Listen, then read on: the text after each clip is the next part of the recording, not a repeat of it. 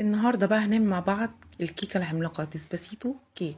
ديسباسيتو كيك دي كيكه بجد خطيره، يعني بودنج كده على كيكه اسفنجيه هشه، طعمها فوق الفظيع كمان بشويه.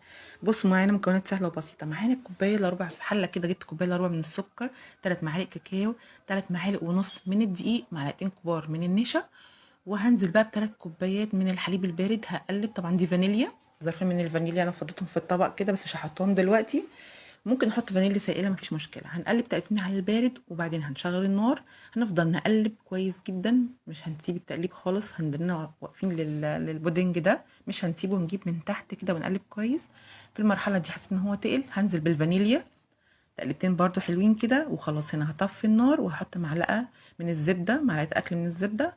بصوا بقى تدينا لمعه وقوام تحفه بجد.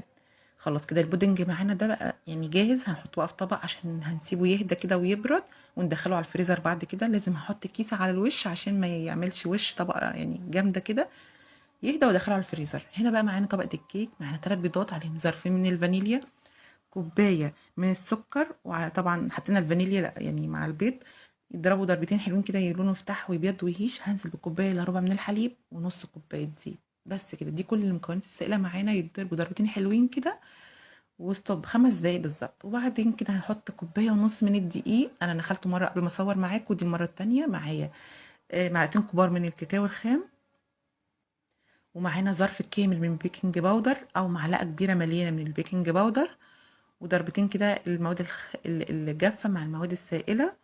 وتمام قوي كده ضربتين، مش نكتر في الضرب طبعا. هجيب بقى بالسلك بتاعنا، هجيب من تحت لفوق كده عشان اتاكد ان كل الدقيق اختلط بالمواد السائله. بالمعلقه برضو هاكد عليه بالمعلقه.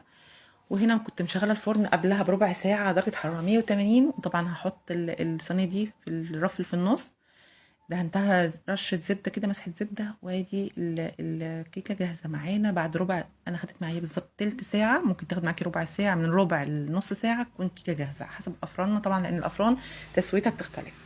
هنا بقى كان البودنج بتاعنا ساقع ويعني جامد، خد تبريد حلو جدا في الفريزر. انا حطيته في الفريزر.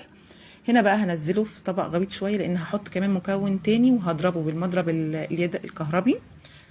وهحط عليه كيس كامل من الكريم شانتيه اللي بسكر او خام عادي مفيش مشكله. لو عندك من اللي هو النوع السايب ممكن تحطي 4 معالق اكل كبار من الكريم شانتيه خام او بسكر، برضو مش هيفرق.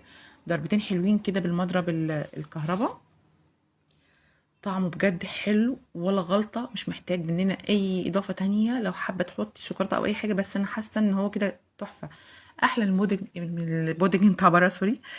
تحفه بجد خطير. حطوا بقى، ممكن تحطوا كوبايه حليب هنا عشان تسقوا بيها الكيكه لو حابين، بس هي اسفنجيه وتحفه مش محتاجه خالص اي اضافه عليها. هاخد كل كميه البودنج احتجتها.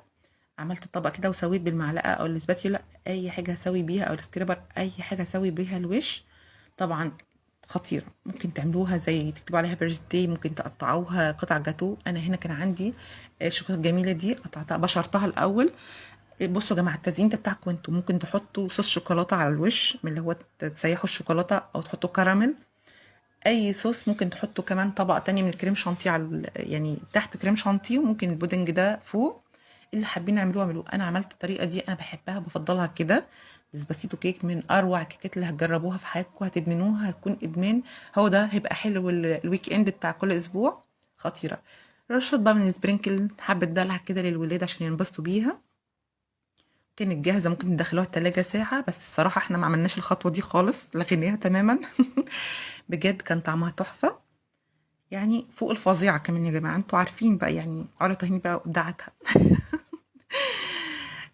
خطيرة بجد.